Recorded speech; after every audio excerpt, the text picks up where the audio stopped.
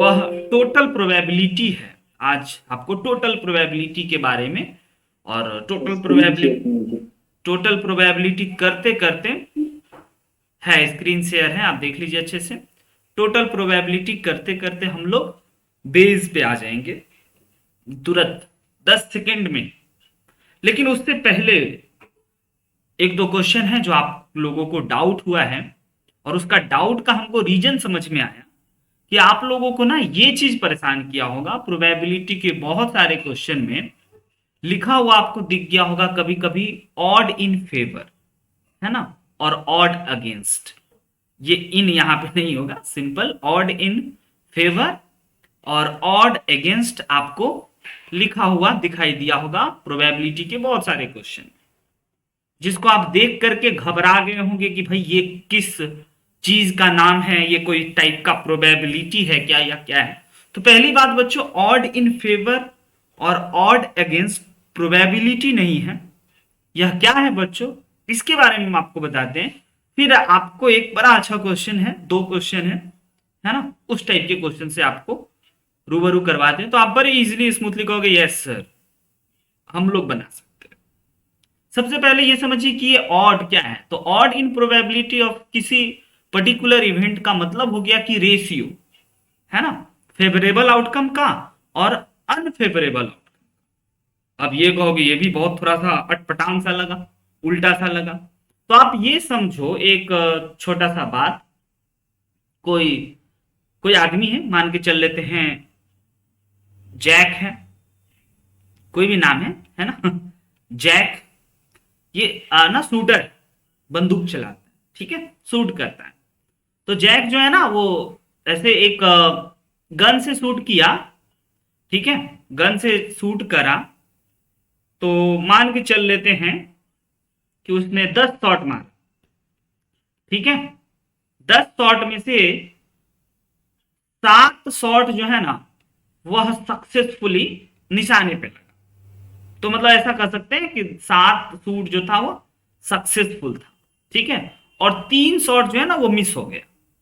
Alright, तो उसको हम लोग कह सकते हैं कि टोटल 10 शॉट मारा, तो हम ऐसा नहीं कह रहे हैं कि 7 जो है वो सक्सेस हो गया और 5 जो है वो मिस हो गया। तो उसको हम लोग सक्सेस और फेलियर से जोड़ करके बताते, तब आपको ऑड इन फेवर और ऑड अगेंस्ट का मीनिंग पकड़ में आएगा। ऑलराइट, एक कोई आदमी है जो बंदूक चलाया, 10 शॉट मारा, 3 शॉट एकदम पक्के निशाने पे जाके हिट करा, और 3 शॉट ना, सॉरी 7 शॉट एकदम पक्के निशाने पे हिट करा और 3 शॉट ना निशाने पे नहीं गया, फेल हो गया, है ना। तो आप में से हम आपको बता दिए कि ये 7 सक्सेस शॉट निकला, ठीक है। तो अगर हम आपसे पूछना चाहेंगे प्यारे बच्चों कि बताइए प्रोबेबिलिटी ऑफ सक्सेस शॉट क्या होगी, सक्सेस शॉट का प्रोबेबिलिटी क्या होगा, बता सकते हो? तो आप कहोगे सर 10 में से 7 सही लगा गया, और हम बोलेंगे बताइए प्रोबेबिलिटी ऑफ फेलियर क्या है। ये तो बेसिक डेफिनेशन ना, प्रोबेबिलिटी ऑफ फेलियर, तो आप बोलोगे 3/7। यस और नो बताते चलिएगा यहां से। Odd in favour, odd in favour और ऑड अगेंस्ट को समझने का सबसे अच्छा रास्ता हम आपको बता रहे हैं, ठीक है। 10 निशाने में से 3 निशाने सही जगह पे लगे और 10 में से 7 सही जगह पे लगे और 3 नहीं सही जगह पे लगे, है ना। तो ये जो आपका ऑड इन फेवर होता है ना, तो अगर हम आपको बोले कि ठीक है अब जरा ऑड इन फेवर टर्म को समझिए, इसके मामले में प्रोबेबिलिटी आपको आता है, probability of success 7/10, probability of failure in this particular situation 3/7। But आप एक टर्मोलॉजी को समझिए, आप एक वर्ड को समझिए, ऑड इन फेवर का मतलब क्या। तो ऑड इन फेवर का मतलब ये हो गया कि उसने 7 जो है एकदम निशाने पे लगाया और 3 जो है वो निशाने पे नहीं लगाया। आई बात समझ में?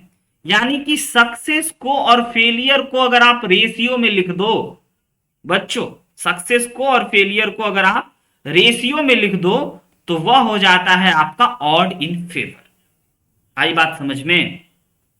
तो odd in favour simple ratio है ना, odd in favour simple ratio है, ऑड इन फेवर। तो पहले सक्सेस और फिर फेलियर, और अगर हम आपको बताएं इसी पर्टिकुलर सिचुएशन में ऑड अगेंस्ट का मतलब क्या हुआ, ऑड अगेंस्ट का मतलब, तो ऑड अगेंस्ट का मतलब कि उसने 3 नहीं लगाए निशाने पे और 7 निशाने पे लगा दी। यही डिफरेंस है ऑड इन फेवर में और ऑड अगेंस्ट में। बहुत सारे बच्चे को लगता है ये 7/3 प्रोबेबिलिटी है, नहीं, ऑड इन फेवर प्रोबेबिलिटी नहीं है, एक छोटा सा टर्मोलॉजी है, छोटा सा टर्म है जो ऐसे क्वेश्चन वाला बहुत बार, हर बार क्वेश्चन में odd in favour odd against का यूज करता है। आया बात समझ में? मैथ्स का प्रॉब्लम है, 10 मैथ्स का प्रॉब्लम है, 4 मैथ्स का प्रॉब्लम आप सॉल्व कर लिए तो ऑड इन फेवर 4:6 हुआ और ऑड अगेंस्ट 4:6 हुआ। आई बात समझ में?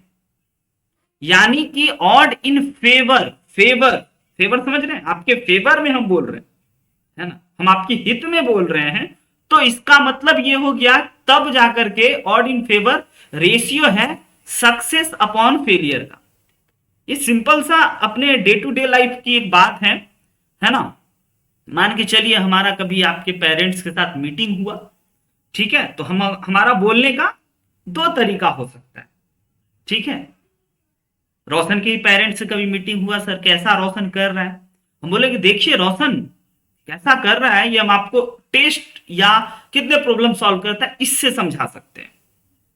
तो हमारा बोलने का तरीका समझना, 2 तरीका हम आप लोग के सामने रिप्रेजेंट कर रहे हैं, आपको पता चलेगा कि ऑड इन फेवर क्या हुआ, ऑड अगेंस्ट क्या हुआ। हम बोले रोशन जो है ना वह 100 क्वेश्चन में से 30 क्वेश्चन सही सॉल्व करता है, ठीक है, और 70 क्वेश्चन गलत सॉल्व करता है, ठीक है। तो हम ऑड इन फेवर बोले, पहले हम सही चीजों को बोले कि आप 30 करेक्ट सॉल्व करते हो, और मान के चलिए कभी जयंत के पेरेंट्स के साथ हुआ मीटिंग, तो हम बोलेंगे कि जयंत जो है ना वो 70 गलत बनाता है, पहले हम इसकी गलतियों को गिनाएंगे, समझ रहे हैं, और फिर बोलेंगे कि 30 सही बनाता है।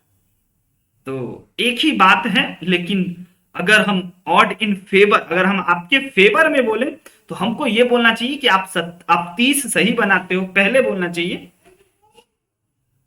ठीक, मतलब बोलने का तरीका जैन, एग्जाम्पल हम आपको दे रहे हैं, उससे कोई मतलब नहीं है।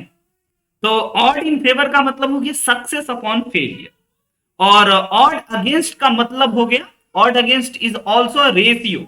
बच्चे को कंफ्यूजन होता है sir odd in favour odd against probability होता है, नो बच्चों, ऑड इन फेवर और and odd against not a probability, it is a simple ratio, and odd against का हो जाएगा फेलियर अपॉन सक्सेस। अब आई बात समझ में किसी इवेंट का, तो वो आपको पता चलेगा कि किस सिचुएशन में किसको सक्सेस माना जाएगा, किसको फेलियर माना जाएगा, किसको ऑड इन फेवर, फेवर मतलब आपके फेवर में हम बोल रहे हैं टाइप का सेंस मिला, ऑड अगेंस्ट यानी हम आपके उल्टा बोल रहे हैं, सब समझ रहे हैं ना। आई बात समझ में? यानी कि यहां से आपको एक बात समझ में आया, एक बात बहुत अच्छे से समझ में आ गया होगा कि सर अगर हम लोग किसी भी सिचुएशन के ऑड इन फेवर को, ध्यान देना, मल्टीप्लाई कर दे ऑड अगेंस्ट के साथ तो वह 1 होना चाहिए। आई बात समझ में? ऑड इन फेवर को अगर हम लोग मल्टीप्लाई कर दे ऑड अगेंस्ट के साथ तो वो 1 होना चाहिए बच्चों। जैसे कि ऑड इन फेवर 7/3 है और ऑड अगेंस्ट 3/7, किसी एक ही सिचुएशन का अगर हम ऑड इन फेवर और ऑड अगेंस्ट को मल्टीप्लाई कर दें तो वो हमारा ऑलवेज 1 आएगा। क्या ये बात आपको चमका, समझा या नहीं समझा कि ऑड अगेंस्ट क्या होता है और ऑड इन फेवर क्या होता है? अब इसी चीजों को हम आपको समझाना चाहेंगे, ठीक है, यहां पे लिखा हुआ है odd in favour of a particular events, थोड़ा और clear, odd in favour of a particular event are given by number of favourable outcome to the number of unfavourable outcome. आई बात समझ में? सक्सेस और फेलियर से जो जोड़ के हम आपको बताएं, क्लियर बात है, उसको ऑड इन फेवर कहते हैं। पहले ऊपर में फेवरेबल आउटकम, नीचे में अनफेवरेबल। न्यूमरेटर डिनोमिनेटर का रेशियो अगर आप बताओगे, ऊपर में फेवरेबल नीचे में अनफेवरेबल, तो यह फेवरेबल ऑड इन फेवरेबल होगा, ठीक है, फेवर हुआ। और ऑड अगेंस्ट में आपको क्या करना है, पहले अनफेवरेबल को आप ऊपर बोल देते हो और फेवरेबल को बाद में बोलते हो जयंत वाले सिचुएशन में, तो वो ऑड अगेंस्ट का सीन। यहां तक की बात समझ में आई। अब इस चीजों को और अच्छे से, अब बच्चे को ना ये कोई टॉपिक नहीं है, ये कोई टाइटल नहीं है, ये एक डिफिकल्ट टाइप के क्वेश्चन में इन वर्ड का यूज किया जाता है, इसीलिए हम आपको ये छोटे छोटे पहले बना करके रखे, क्योंकि आपका जो क्वेश्चन का कैटेगरी था वो डिफिकल्ट था, है ना। तो find the odd in favour of throwing a die to get 3। अब आपको समझ में आ जाए, जल्दी से बताइए। आप हमें बताइए बच्चों, odd in favour throwing a die to get 3, बता सकते हैं, हाँ या ना? 1:5।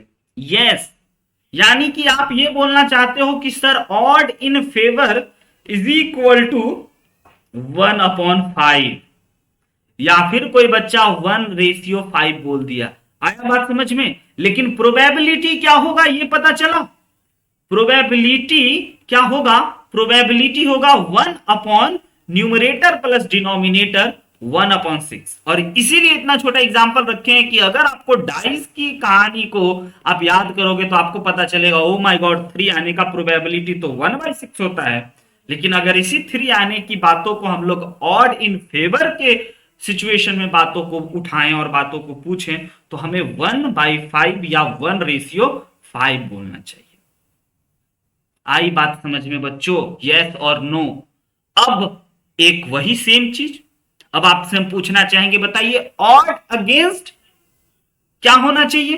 तो ऑड अगेंस्ट सर होना चाहिए, है ना, ऑड अगेंस्ट होना चाहिए 5/1। यस, आया सक्सेस फेलियर से जोड़ करके। ऑड अगेंस्ट उल्टा, निगेटिव पहले पॉजिटिविटी बाद में, और फेवर का मतलब पॉजिटिविटी पहले निगेटिविटी बाद में।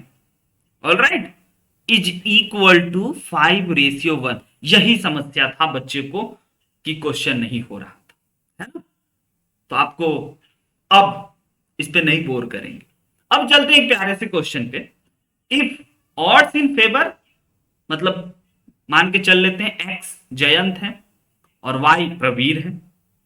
If odd in favour of x solving a problem, Jayant जो है वह प्रॉब्लम को सॉल्व करने का उसका ऑड इन फेवर है 4-3। कभी कभी ऐसे भी देता है, तो 4-3 का मतलब आपको समझ में आ गया कि 4 प्रॉब्लम सही सॉल्व करता है, 3 प्रॉब्लम गलत सॉल्व करता है।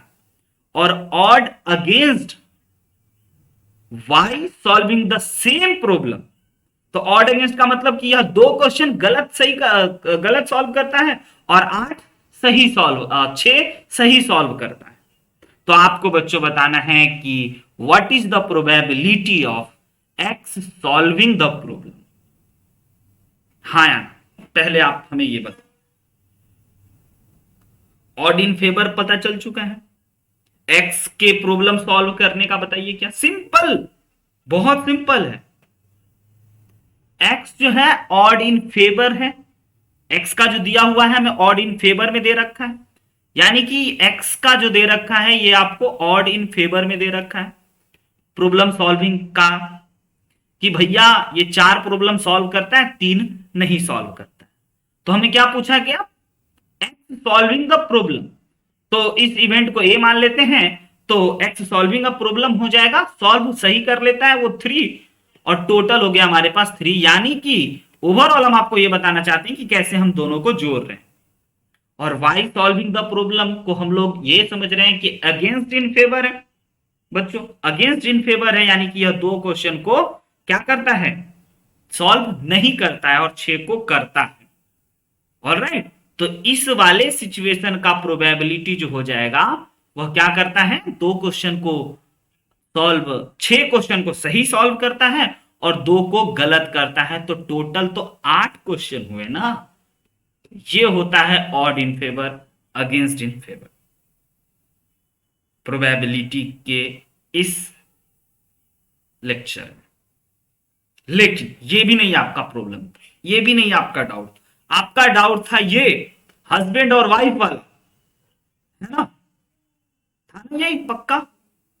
यस, हस्बैंड एंड वाइफ वाला प्रॉब्लम था, और ये सीबीएसई 2007 में पूछा हुआ था। ये 12 के बुक में था या 11th के बुक में था रोशन? 12। ओके, देख लीजिए, फिर आप लोगों को भी इसकी बहुत जरूरत पड़ने वाली है। अब जरा आपको तो पता चल चुका है, अब आप जरा बना करके बताओ क्या कह रहे हैं। Odd against, alright, a man who leave 45 years old living till he is 70 years are 7:5। Odd against का मतलब समझ गए? ऑड अगेंस्ट का पहले निगेटिविटी बोल रहे हैं, फिर पॉजिटिविटी बोल रहे हैं उसके। And the odd against his wife who is now 36 living till 61 are 5:3। Find the probability that, पहले जवाब देना, फिर दूसरा को बाद में करेंगे। पहले आप फर्स्ट को ही पढ़ो। The couple will A live 25 years। यही क्वेश्चन है, यही क्वेश्चन था ना आपका? यस। यस। अब आप प्लीज एक बार ट्राई करो।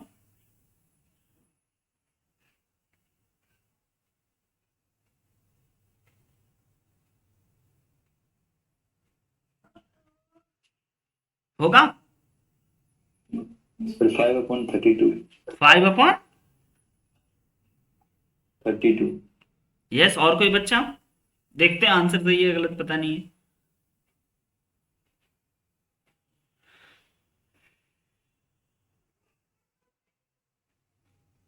और कोई नहीं समझ में आया? BP odd in favour, odd against, एक बात और बताते हैं, चलिए और चीजों को सिंप्लीफाई करते हैं, ठीक है। ऑड इन फेवर में पहले एक छोटी सी बात बता देते हैं। ऑड इन फेवर में probability of A upon probability of A not होगा, तब इसको हम लोग कहेंगे ऑड इन फेवर ऑफ ए। ठीक है, कोई इवेंट अगर ए है तो अगर आप probability of A upon probability of A not बोलोगे तो वह odd in favour. Odd against में probability of A not negative not, आ रही बात समझ में, अपॉन प्रोबेबिलिटी ऑफ ए, तो इसका मतलब ऑड अगेंस्ट हुआ। क्लियर है? Odd against, odd in favour को इस, अब दोनों का जो टोटल आउटकम होगा वो टोटल आउटकम से टोटल आउटकम कट जाएगा। फिर से कहोगे तो वही डाइस वाला एग्जांपल से समझा देंगे, लेकिन ये वही चीज है अगर आप ध्यान से देखो तो।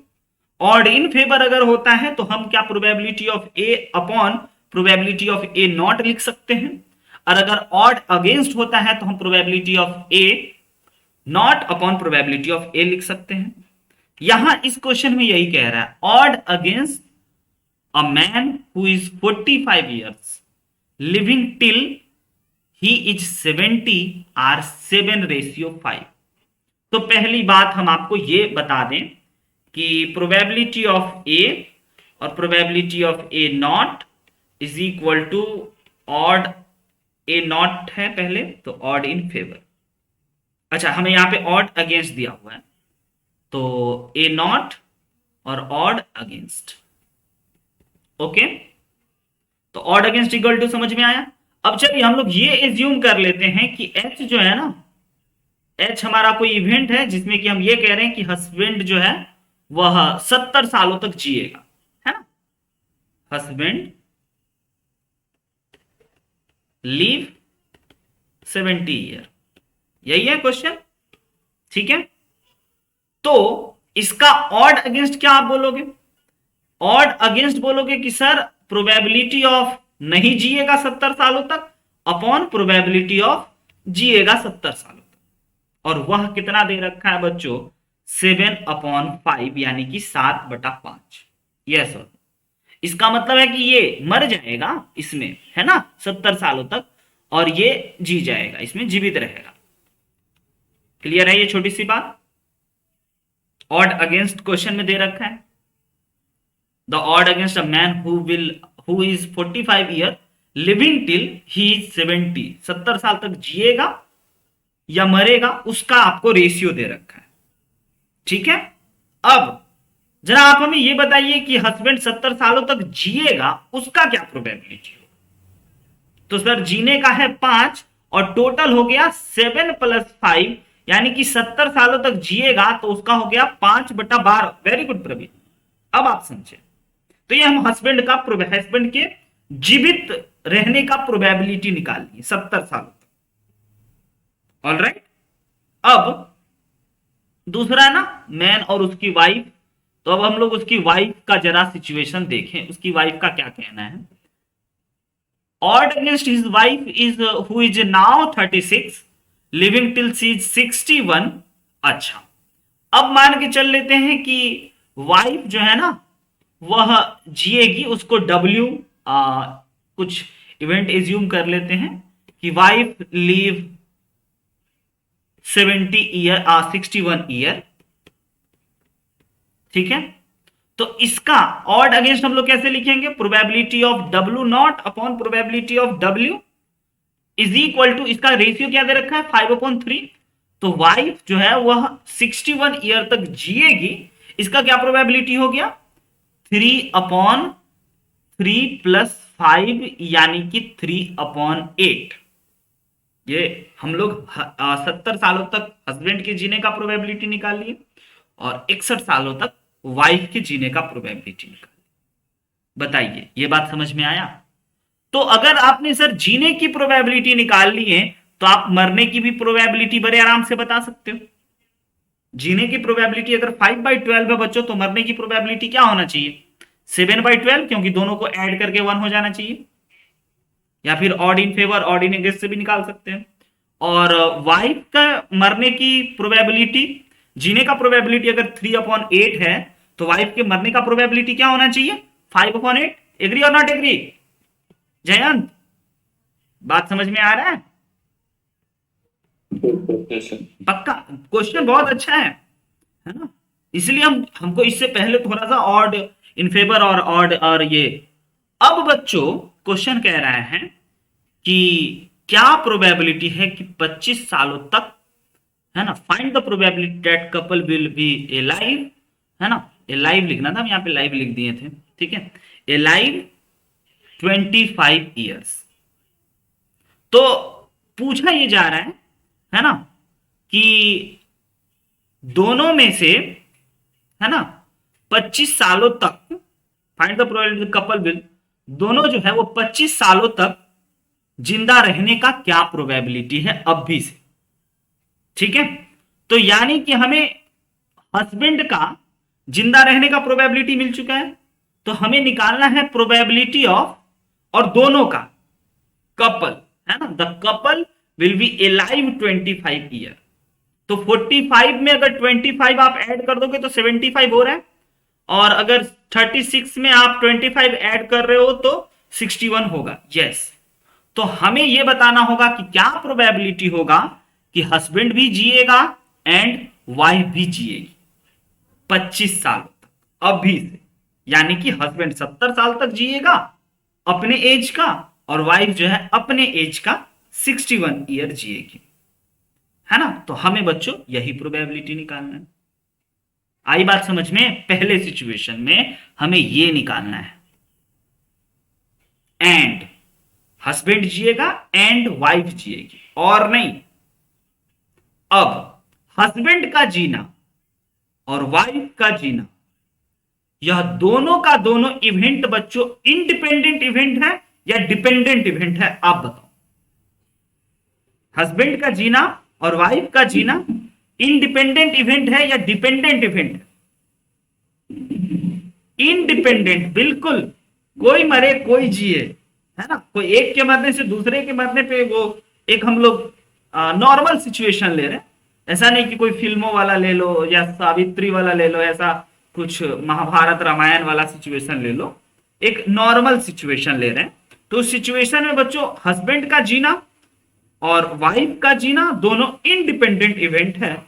तो we can write probability of H intersection W is equal to probability of H into probability of W। Are you agree बच्चों कि सिंपल हमने मल्टीप्लाई करा, क्योंकि H event and W event are independent event.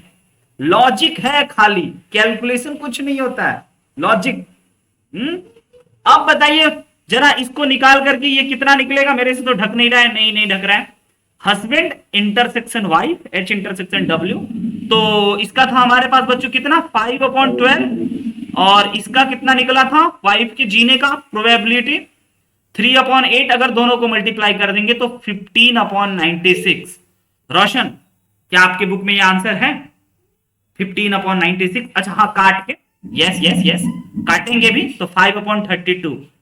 रोशन क्या 5/32 answer है? और सबसे important बात है आंसर लाना नहीं, इंपॉर्टेंट बात है क्या आप इस प्रॉब्लम को समझे क्या? छोटी छोटी 3 कॉन्सेप्ट का यूज हुआ। पहला प्रॉब्लम समझ में आया। अब दूसरा प्रॉब्लम समझिए, eight least one of them will be alive 25 year. मतलब कि कम से कम, वेरी गुड प्रवीर, कह रहे हैं कि कम से कम कोई एक जीवित रहे 25 सालों तक, इसकी क्या प्रोबेबिलिटी है? तो सिंपल शब्दों में पूछा जा रहा है कोई एक को जीवित रखना है बच्चों, एक को मार देना है, ऐसा। कम से कम, एटलीस्ट भी यूज किया है, ये एक इंपॉर्टेंट वर्ड है, मारना किसी को मत, एक बस प्रॉब्लम है। तो मैथ्स का, वो भी जेई लेवल का, जेई प्रोफाइल में ऐसे ही आते हैं।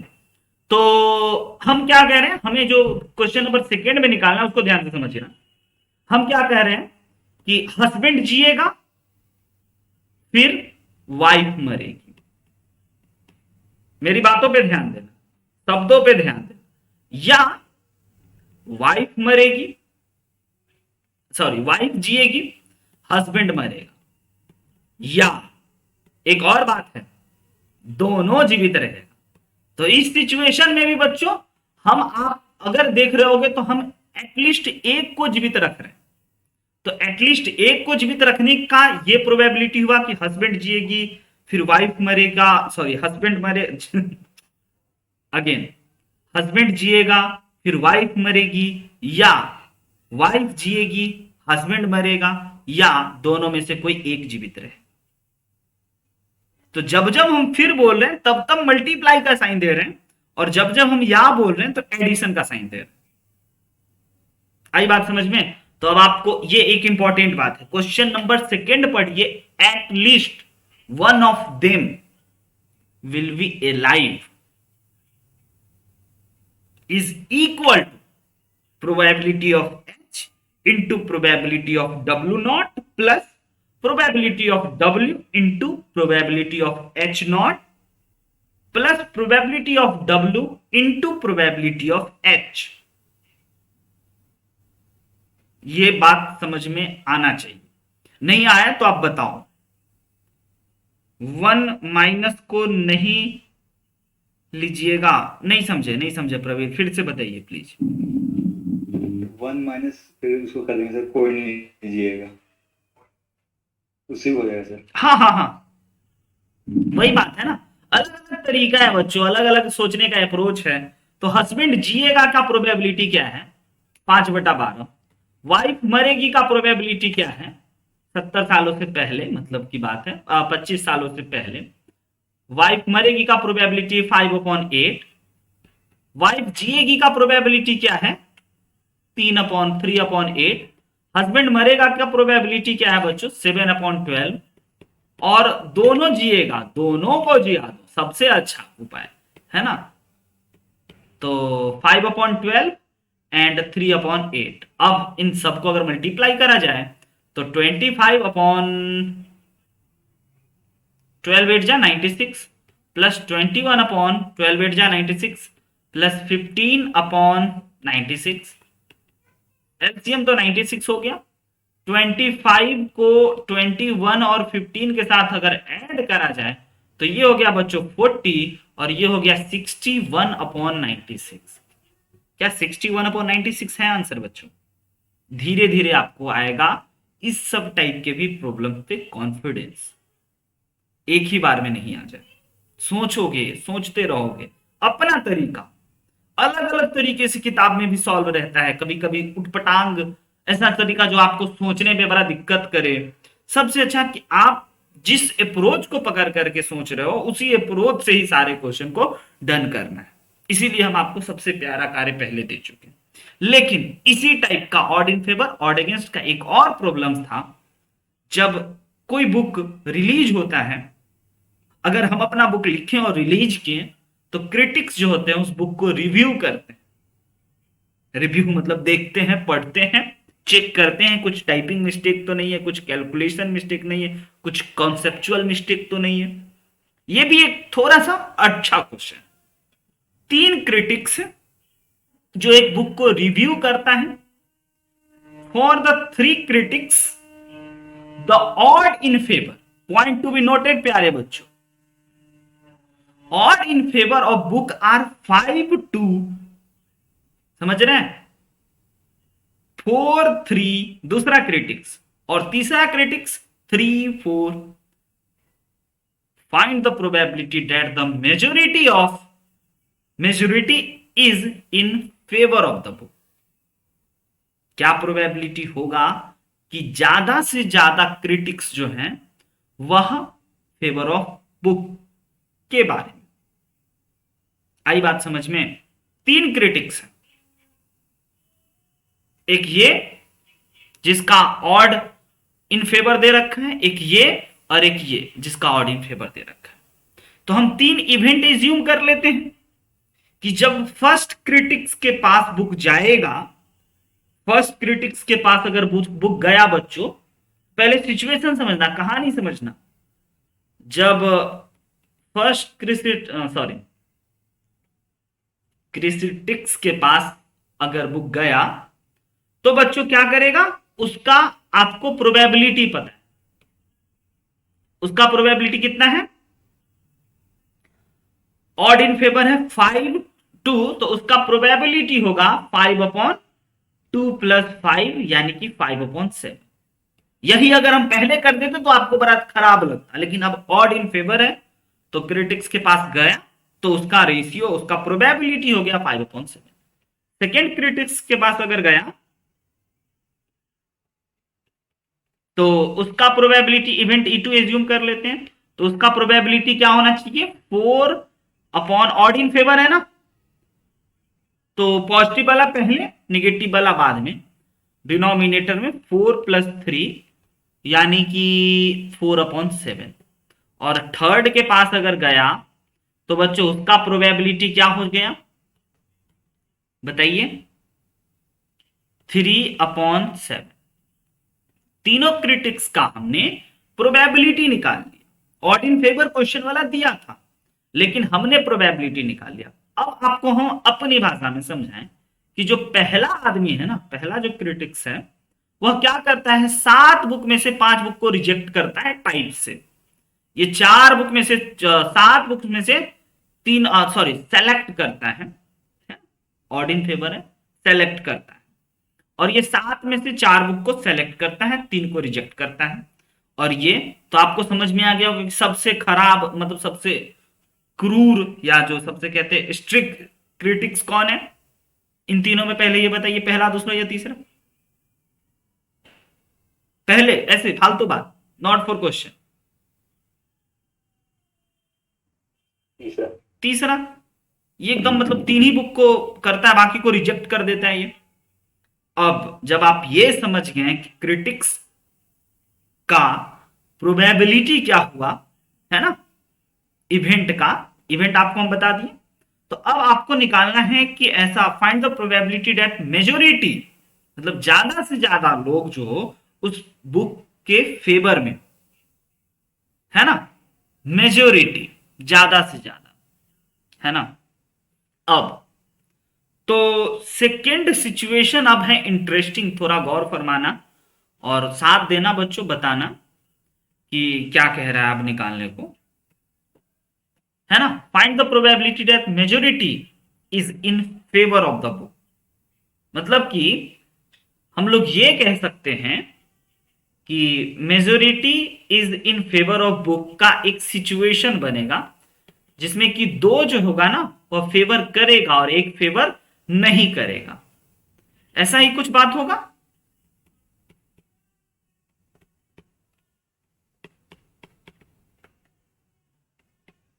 Probability of majority is in favour of the book.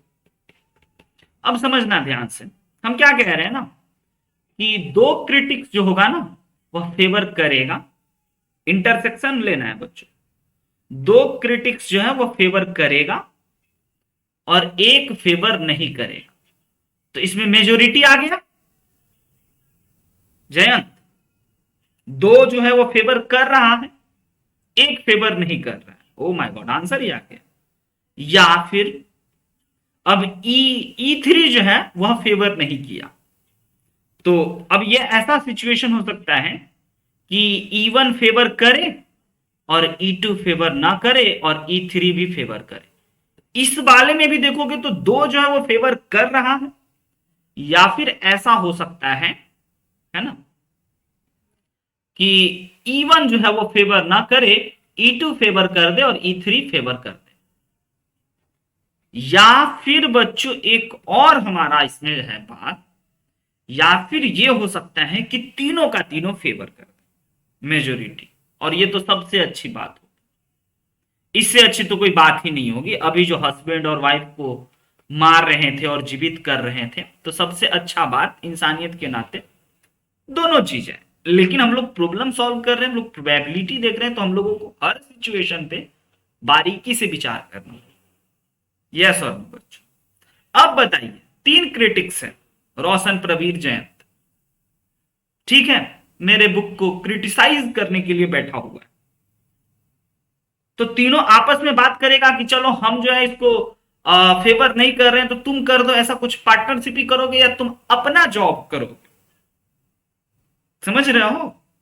यानी कि इवेंट E1, इवेंट E2 और इवेंट E3, तीनों का तीनों इवेंट बच्चों इंडिपेंडेंट इवेंट हुआ।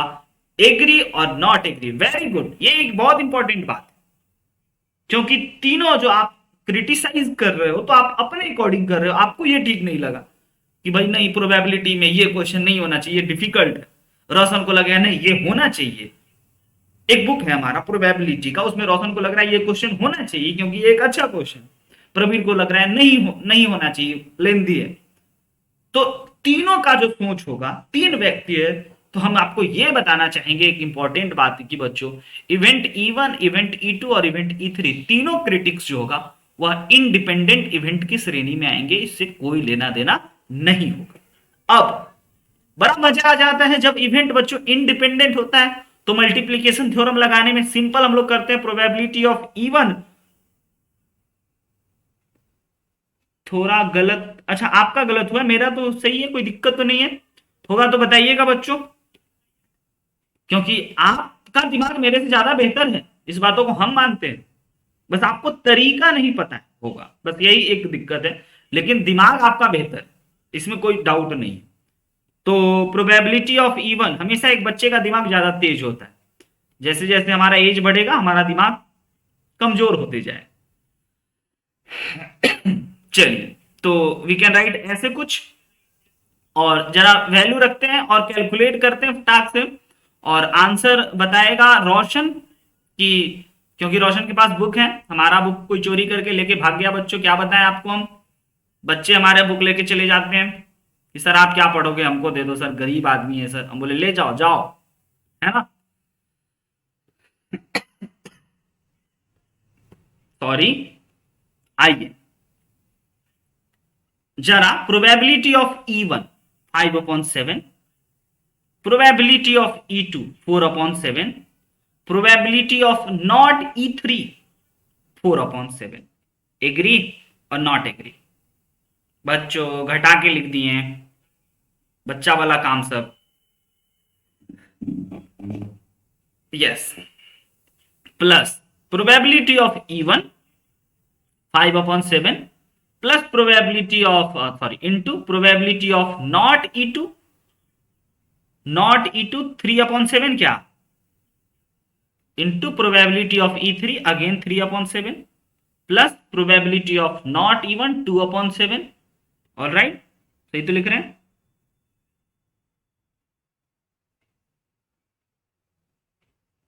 Into probability of E2 4/7 probability of E3 3/7 और अंतिम वाला तो हमको हमेशा पसंद आता है इस ऑड इन फेवर वाले सिचुएशन में, है ना।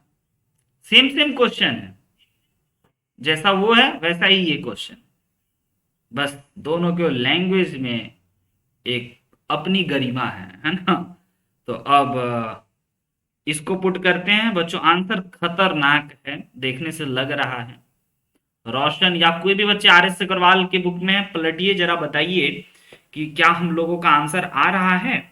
80/7 का क्यूब कौन बताएगा कितना होगा। 49 7 जा, यस 3/343 और ऊपर में हो गया बच्चों 49/343 और फिर हो गया हमारे पास 824/343 प्लस हो गया बच्चों 20 और 60/343 जोड़ दो, कितना आया बच्चों ऐड करने पे सबको। ये हो गया हमारा 140 और ये 45, ये 24 ऐड कर दिए तो 9 209। यस बच्चों, रोशन क्या आंसर है,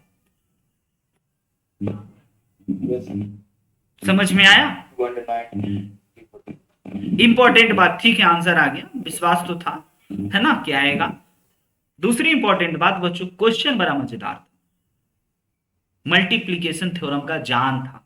ये दोनों का दोनों ऐसे ही क्वेश्चन उठाएंगे ना जेई बात, आपका दिमाग एकदम तार हिला के रख देगा। और कुछ नहीं है, मैथ्स तो बिल्कुल नहीं है, मतलब बहुत खतरनाक वाला। कॉमन सेंस लगाइए और जंग जीत जाइए, है ना। आगे बढ़ा जाए, अगले कॉन्सेप्ट पे चलते हैं प्यारे बच्चों। अब थोड़ा सा लेट हो गया। टोटल प्रोबेबिलिटी के बारे में हम आपको अब बताना चाहेंगे। आज का हमारा मेन टाइटल यही था, लेकिन इससे भी ज्यादा इंपॉर्टेंट जो हमको लग रहा था कि आपको उन दोनों क्वेश्चन के बारे में सीखना कि कैसे प्रोसीड करेंगे, कैसे कलम उठाएंगे, odd in favour odd in against, इसीलिए हम उस पर टाइम लगाए। चलते हैं बच्चों, टोटल प्रोबेबिलिटी ऑफ इवेंट क्या होता है, इसको ज्यादा बेटर आपको, ठीक है पहले हम एक छोटा सा बात समझा देते हैं कि मान के चल लेते हैं, यहां पे थोड़ा सा टाइपिंग मिस्टेक है। A1 ऐसे होना चाहिए, A1 A2 A3 dot dot dot AN कुछ इवेंट है। और हाँ दो बात, ये इवेंट म्यूचुअली एक्सक्लूसिव इवेंट है, मतलब समझ गए जयन, म्यूचुअली एक्सक्लूसिव इवेंट है कि साथ साथ ये इवेंट एग्जॉस्टिव इवेंट भी है। मतलब कि इन सभी का अगर इंटरसेक्शन लेंगे तो अपने को सर क्या मिलेगा, पूरा का पूरा सैंपल स्पेस। ऑलराइट, और म्यूचुअली एक्सक्लूसिव का मतलब इंटरसेक्शन, मतलब दोनों में कुछ कॉमन नहीं। ऑलराइट, दोनों इवेंट में कुछ भी एलिमेंट कॉमन नहीं है, दोनों सेट में कुछ भी कॉमन नहीं है। म्यूचुअली एक्सक्लूसिव और एग्जॉस्टिव इवेंट याद आया। अगर हमारा कोई A1 A2 A3 dot dot dot N mutually exclusive और एग्जॉस्टिव इवेंट है और कोई इवेंट बी है, एनी इवेंट बी, कुछ भी उस सैंपल स्पेस में ही, देन बच्चों important thing is probability of B is equal to probability of A1 multiplied with probability of B when A1 is already occurred, या probability of B2 A2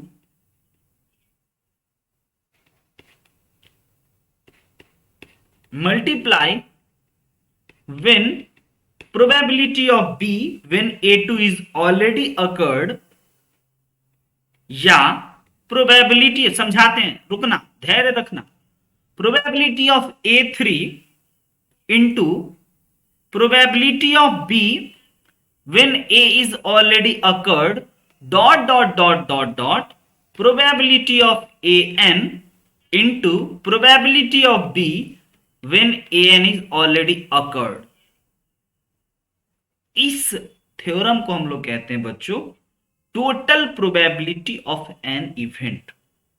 किसी एक event का टोटल प्रोबेबिलिटी मल्टीप्लाई करके सबको जोड़ दिए। अब ये क्या है, जरा इसको अगर आप समझना चाहो तो आइए हम आपको एक छोटा सा, अब हमें ना यहां पे इस सैंपल स्पेस में कलाकारी करना होगा। टोटल एन इवेंट दिखाने होंगे लगभग जो कि म्यूचुअली एक्सक्लूसिव भी हो और एग्जॉस्टिव भी हो। तो कुछ ये बना दिए, ये देखिए, ये इवेंट A1 का इलाका हो गया, ऐसे बना दिए, ये इवेंट A2 का इलाका हो गया, ऐसे बना दिए, ये इवेंट A3 का इलाका हो गया, ऐसे बना दिए, ये इवेंट A4 का इलाका हो गया। सर्कल में नहीं संभव है बच्चों, है ना। ये इवेंट A4 हो गया, ये इवेंट A5 हो गया, ये इवेंट A6 हो गया, है ना। ऐसे ही करते करते डॉट डॉट मान के चल लेते हैं, ये इवेंट AN हो गया। क्या event A1 A2 A3 A4 dot dot dot AN, any event जो होगा इस फोटो में आपको दिखाई दे रहा है कि यह म्यूचुअली एक्सक्लूसिव इवेंट है, कुछ भी कॉमन नहीं है सर। ये जो लाइन ड्रॉ किए हैं वो इलाका है, बैरियर, बॉर्डर। दिखा प्रवीर, सक्षम, कि यह म्यूचुअली एक्सक्लूसिव इवेंट को हम लोग ऐसे दिखाएंगे। और जब इन सभी इवेंट को आप एक झोला में डाल दो तो आपको पूरा का पूरा सैंपल स्पेस दिख जाएगा। दिख गया? हां सर, पूरा का पूरा सैंपल स्पेस। अब बच्चों इवेंट A1 हम आपको फोटो में, ये हमारा टोटल सैंपल स्पेस S है रेक्टेंगल शेप का। अब हमको दिखाना है इसी में एक B इवेंट, ये रहा B इवेंट, दिखा। ये रेड कलर वाला जो है ये हमारा B इवेंट का इलाका है, जो थोड़ा A1 में भी घुसा हुआ है, A2 में भी, A3 में भी, A4 में भी, A5 में भी, डॉट डॉट डॉट AN सब में। A1 से लेकर के AN तक जितने भी इवेंट हैं उन सब में। तो आपको निकालना है what is the probability of this event B। तो हम कह रहे हैं कि प्रोबेबिलिटी ऑफ A1 पहले निकाल लेते हैं, फिर probability of B when A1 is already occurred. समझे मेरे शब्दों को ध्यान दिए? फिर से बोलते हैं, अगर हमें प्रोबेबिलिटी ऑफ B निकालना है तो हम क्या कहेंगे, प्रोबेबिलिटी ऑफ A1 फिर probability of B when A1 is already occurred. ये रहा probability of B when A1 is already occurred. समझ रहे हैं? या आप बोलोगे प्रोबेबिलिटी ऑफ A2 फिर probability of B when A2 is already occurred. फिर आप उसके बाद आप बोलोगे या प्रोबेबिलिटी ऑफ A3 फिर probability of B when A3 is already occurred dot dot dot n times. ऐसे ही हम लोग आगे बढ़ते चले जाएंगे। ये theorem, this is called total probability theorem. अब ये थ्योरम आपको बहुत अच्छे से नहीं समझ में आएगा, प्रूफ भी है बच्चों, थोड़ा अलग डोमेन में जाकर के प्रूफ है, बट उतना चिंता नहीं करना। आपको सबसे अच्छा बात, अभी कहते हैं ना कि हल्का हल्का सर ऐसा लग रहा है कि शरीर में आया है खून, है जान आया है। अब एक और अच्छे तरीके से वही बात हम आपको यहां बनाने का कोशिश की है ना। यस, एक इंपॉर्टेंट बात बताना उधर भूल गए कि ये वाला जो इलाका होगा, ये वाला इलाका होगा, ये कौन सा इलाका है बच्चों? यह इलाका है आपका A1 इंटरसेक्शन B। यानी कि A1 का और B का कॉमन इलाका है। ये देखिए, ये वाला इलाका हो गया A1 इंटरसेक्शन B, ये वाला इलाका हो गया A2 इंटरसेक्शन B, ये वाला इलाका हो गया A3 इंटरसेक्शन B। तो इस प्रकार से हम आपको A1 A2 dot dot dot AN और फिर B दो इवेंट दिखाएं, मतलब दो टाइप का इवेंट दिखाएं, और फिर बताएं कि प्रोबेबिलिटी ऑफ B, जब B सब में घुसा हुआ हो, सबको टच कर रहा होगा, तो probability of A when B is already occurred, फिर probability of A2 when A2 is already occurred. ऐसा कहानी करेंगे। अब इन बातों को ना आपको कहते हैं ना फील नहीं हुआ सर, हाँ फील नहीं हुआ होगा, एग्री। फील करने के लिए आपको एग्जाम्पल ही बताएगा, एग्जाम्पल ही फील कराएगा इन कॉन्सेप्ट को। आइए, कहानी एकदम क्लियर कट होना चाहिए, एकदम अच्छे से पढ़ लीजिए, रट लीजिए कहानी को, 3 बार 4 बार 5 बार जितने बार पढ़ रहे हैं उतने बार पढ़ लीजिए। ये एक मास्टर प्रॉब्लम आपको टोटल प्रोबेबिलिटी के कॉन्सेप्ट से बहुत अच्छे से आपके दिमाग में उतार देगा, और जिसको टोटल आया समझ में उसी को बेस आएगा समझ में। अगर टोटल प्रोबेबिलिटी आप नहीं समझ पाए बच्चों तो बेस थ्योरम नाक रगड़ के रह जाएंगे, हम नहीं समझा पाएंगे। पहले आइए गौर फरमाइए, ध्यान दीजिए। अ bag contain 10 white ball, 5 black ball, while another bag, अच्छा 2 बैग है बच्चों, बैग 2 है, बैग 1 बैग 2, ऐसे झोला है हमारे पास। एक बार क्लास में एक झोला बोल दिए थे, एक बच्चा का एक दोस्त ना, कुछ दोस्त लोग झोला ही नाम रख दिया है ना, उस दिन से उसको झोला झोला ही कहने लगा। बच्चे को हम कुछ बोल देते हैं तो उसको यूज करने लगता है। ठीक है, 2 बैग है हमारे पास, इस बैग में 10 व्हाइट है, 5 ब्लैक है। दूसरे बैग में बच्चों 3 व्हाइट है, ऑल राइट, और 7 ब्लैक है। 1 बैग, देखना समझना, 1 bag is chosen at random. अचानक से आप गए, कमरा में 2 बैग है, एक बैग चुनना है, या तो ये या तो ये, दोनों में से कोई एक ही, तो उसके भी प्रोबेबिलिटी का रोल आया, इसीलिए इसको टोटल प्रोबेबिलिटी कहते हैं। टोटल प्रोबेबिलिटी समझना है तो ये बातों को समझना है ध्यान से। 1 bag is chosen at random and 2 ball are drawn from it. कोई इन दोनों में से कोई एक बैग को हमने चूज करा बच्चों, और उसमें से हमने क्या करा, कोई 2 बॉल निकाला।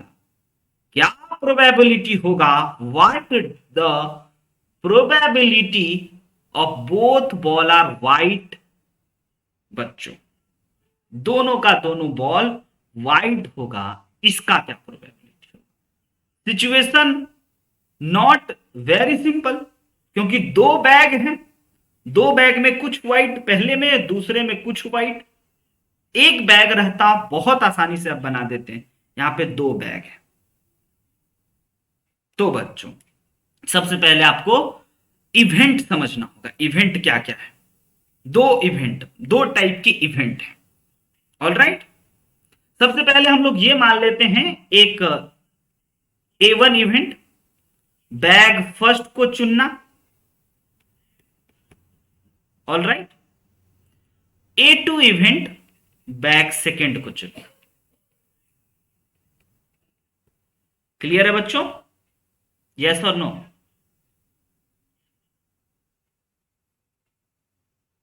दो इवेंट चुन लिए, एक बैग, दोनों में से एक पहले बैग को चुनेंगे वो A1, दूसरे बैग को चुनेंगे वो A2, और एक बॉल, एक व्हाइट बॉल निकले इस इवेंट को, और व्हाइट बॉल हालांकि दोनों में से निकलेगा, यही तो इंपॉर्टेंट बात है कि व्हाइट बॉल जो होगा वो दोनों झोला में होगा। यहां पे अगर n झोला है तो nों झोला में ये बॉल होता, यही है टोटल प्रोबेबिलिटी का सिचुएशन, है ना।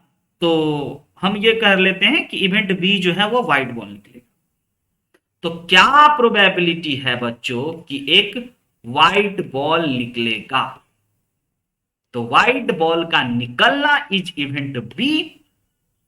एंड अब समझना, फॉर्मूला अप्लाई कर रहे हैं कि बच्चों आप ना बैग A1 चुनो, ठीक है, मान के चलो आपने बैग A1 चुन लिया पहले, फिर आप उसमें हाथ डालोगे और बॉल निकालोगे, तो क्या प्रोबेबिलिटी होगा कि बॉल वाइट होगा? तो आप कहोगे कि सर हमने ऑलरेडी अकर्ड, बैग 1 पहले चूज कर लिया था, इसीलिए प्रोबेबिलिटी ऑफ, है ना, व्हाइट बॉल निकलने का ये हो गया हमारा बैग चुनने का प्रोबेबिलिटी, और फिर ये हो गया व्हाइट बॉल निकलने का प्रोबेबिलिटी, लेकिन जब बैग 1 ऑलरेडी चुन चुके हैं तब का। या फिर कोई बच्चा कहेगा कि सर हम बैग दूसरा चुन लिए, तो हम बोले यस, अगर आप दूसरा चुन लिए तो आप फिर दूसरे वाले बैग में जाओगे और उसमें हाथ डाल करके एक व्हाइट बॉल निकालोगे, तो आप कहोगे कि वो हो जाएगा probability of B, probability of drawing a white ball when second bag is already selected. आई बात समझ में? 2 ही केस था, इसीलिए बड़ा सिंपल से लिख दिया। 3 केस रहता तो प्लस और करते, 4 रहता तो प्लस, 10 रहता तो प्लस प्लस करके ऐसे 10 सिचुएशन सोचते। तो इसीलिए कह रहे हैं कोई फॉर्मूला नहीं है, सिंपल कॉन्सेप्ट है। चाहते तो हम आपको फॉर्मूला नहीं भी बताते, फिर भी ये क्वेश्चन समझाने लग जाते, लेकिन ये फॉर्मूला याद रखना, इवेंट से जोड़ करके, म्यूचुअली एक्सक्लूसिव, एग्जॉस्टिव, और कोई इवेंट बीच में है, इस पॉइंट ऑफ व्यू से जोड़ के रखना, तो आपको अब बड़े आराम से पता चल जाएगा। बताइए बच्चों, सबसे पहली बात अलग अलग पूछ लेते हैं हम। A1 बैग चूज करने का क्या प्रोबेबिलिटी होगा? दुनिया वाला चिल्ला चिल्ला के कहेगा 1/2। A2 बैग मतलब सेकेंड बैग चूज करने का क्या प्रोबेबिलिटी होगा? 1/2। अब गौर फरमाना कि बैग, पहले बैग में से व्हाइट बॉल चूज करने का क्या प्रोबेबिलिटी होगा? क्योंकि 2 व्हाइट बॉल निकालना है, व्हाइट बॉल 2 है, याद रखिएगा। तो पहले बैग में से व्हाइट बॉल निकलने का क्या प्रोबेबिलिटी होगा? सिंपल बात है, 15 चीजों में से 2 चीजों को, सॉरी व्हाइट बॉल है 10 ना, 10 चीजों में से 2 चीजों को चुनने का तरीका अपॉन 15 चीजों में से 2 चीजों को चुनने का तरीका। आई बात समझ में? Probability of B when A1 is already occurred. Conditional नहीं लगाए या बेसिक लगाए, कंडीशनल भी लगाइएगा तो आएगा। अब तीसरा बात, जैसे ही पूछेंगे काम ही खत्म। बैग दूसरे में से व्हाइट बॉल निकलने का क्या प्रोबेबिलिटी होगा? और वो भी 2 व्हाइट बॉल निकाल, तो आप कहोगे सर टोटल 3 व्हाइट है ना, तो 10C3 अपॉन 10, सॉरी टोटल 3 है ना हमारे पास व्हाइट, तो 3C2 अपॉन 10C3। ओके बच्चों, 10C2। ऑलराइट, बस अब इन सभी चीजों को डाल देते हैं। बैग 1 को 1/2 हो गया, बैग 1 में से व्हाइट बॉल निकलने का 10C2 अपॉन 15C2 हो गया, और फिर उसके बाद बैग 2 को चुनने का प्रोबेबिलिटी 1/2 हो गया, और बैग 2 में से 2 व्हाइट बॉल निकलने का प्रोबेबिलिटी ये हो गया। कैलकुलेट कीजिएगा, आंसर आएगा।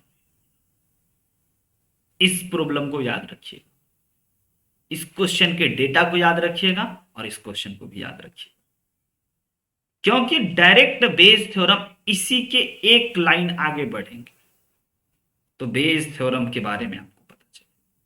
लेकिन अब ये बात आप कितना अच्छा समझे ना समझे, ये आप इस फैक्ट्री टाइप के प्रॉब्लम से बता सकते हो।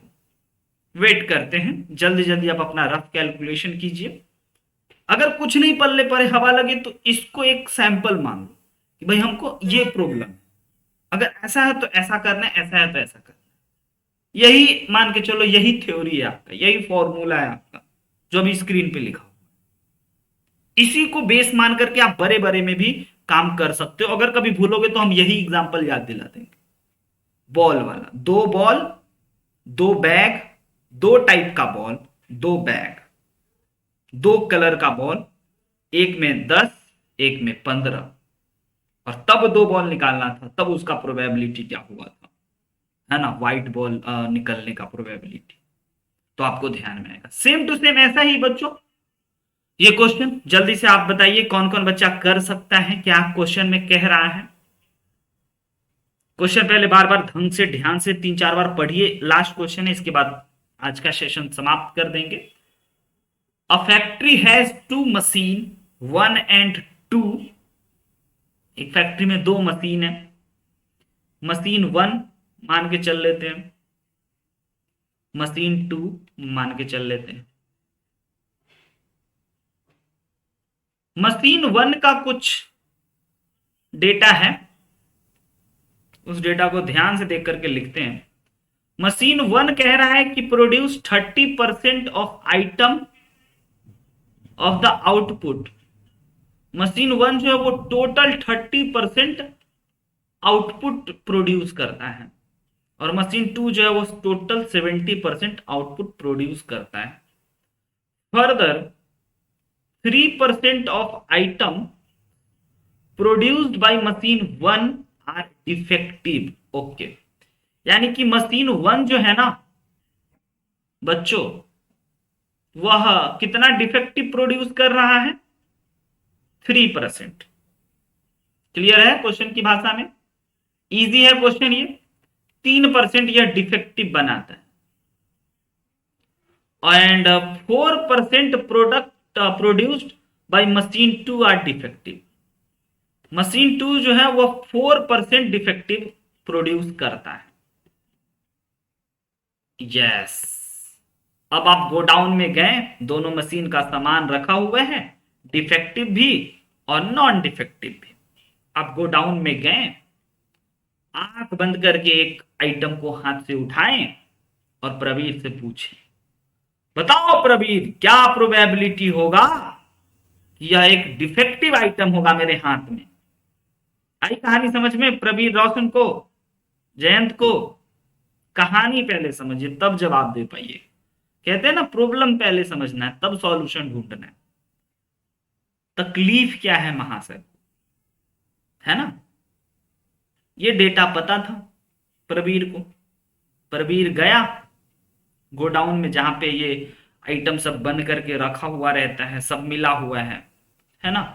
मशीन 1 का, मशीन 2 का, डिफेक्टिव, नॉन डिफेक्टिव, सब टाइप के आइटम एक साथ रखे हुए।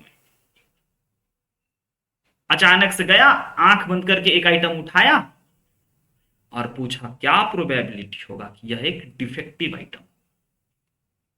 सक्षम बनेगा?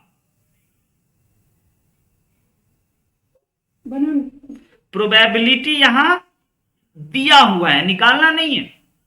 30% यानी 30/100, 70%, 70/100, 3%, 3/100, 4%, 4/100। तो ज्यादा दिमाग नहीं लगाना है, बस फॉर्मूला सही से अप्लाई करना है। बच्चों आपका कमेंट नहीं देख पाएंगे।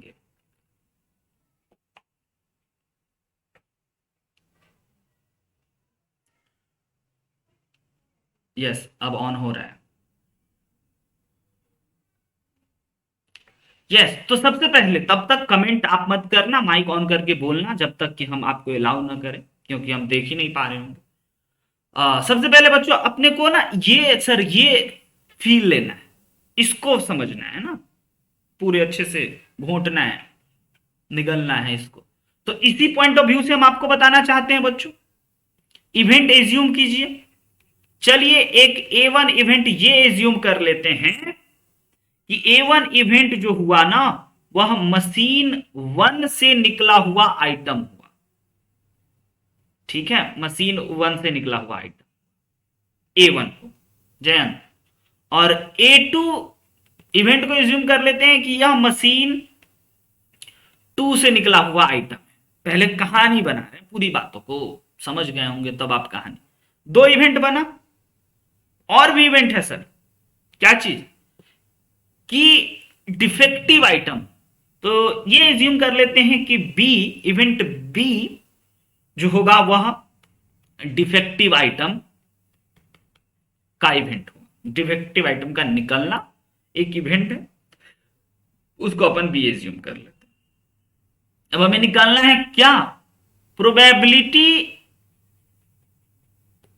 That it is an defective item, यानी हमें technically probability of defective item ही बताना है अभी के लिए फिलहाल। बेस थ्योरम में ध्यान से समझना, एक बात ध्यान से सुन लेना। बेस थ्योरम में यह होगा कि क्या प्रोबेबिलिटी होगा कि प्रवीर के हाथ में जो आइटम था, आंख बंद करके जो पूछ रहा था, वह डिफेक्टिव होगा और मशीन 1 से निकलेगा। This is called Bayes theorem. बच्चों, are you getting my point और नोट? बेस थ्योरम क्या कहता है, समझ में आया? अभी सिंपल है, अभी कह रहे हैं कि सिंपल क्या प्रोबेबिलिटी होगा कि वह एक डिफेक्टिव आइटम होगा। लेकिन लेकिन लेकिन बदमाश आदमी पूछेगा, बेस साहब आकर के पूछेंगे बताइए क्या प्रोबेबिलिटी होगा कि वह एक डिफेक्टिव आइटम होगा, साथ ही साथ वह मशीन 2 से निकला हुआ होगा। तब उस समय थोड़ा सा प्रोबेबिलिटी का गेम बदल जाता है, उस समय फिर बेस थ्योरम हमें लगाने पड़ते हैं। लेकिन अभी सिंपल मल्टीप्लीकेशन।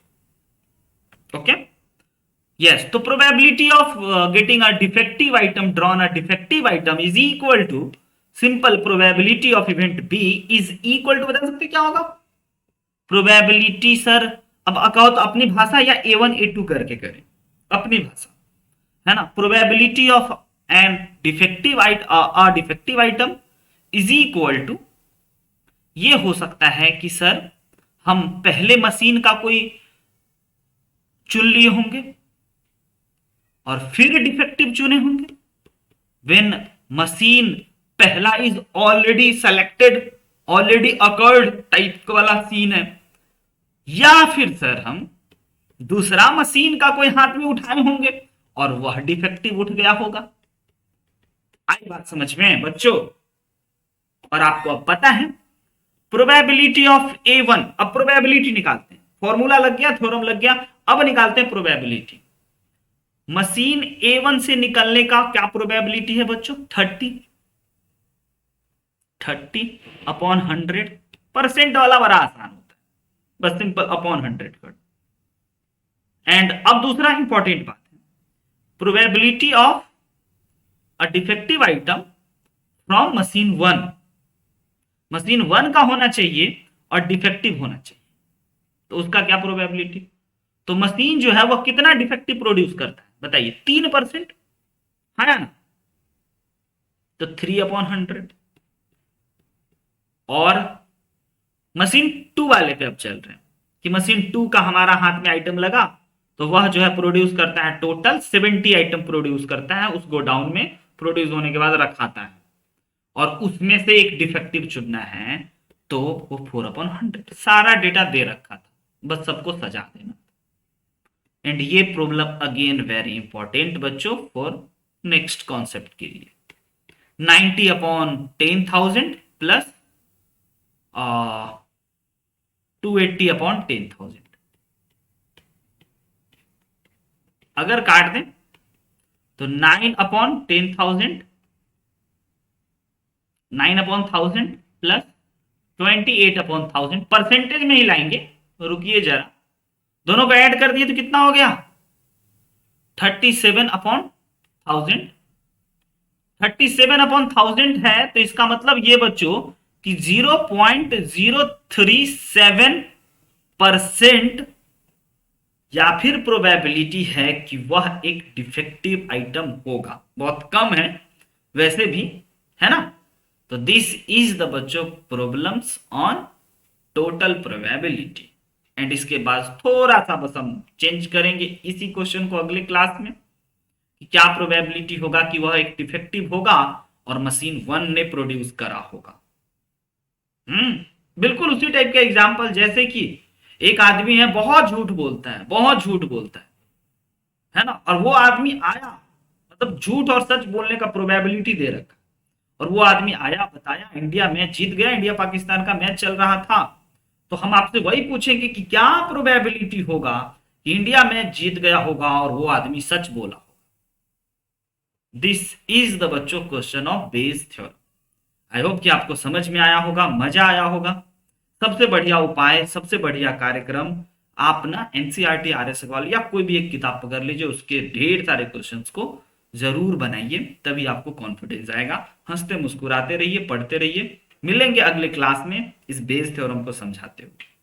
तब तक के लिए बच्चों okay bye, thank you, good night, शुभ रात्रि, take care, bye bye. Thank you sir.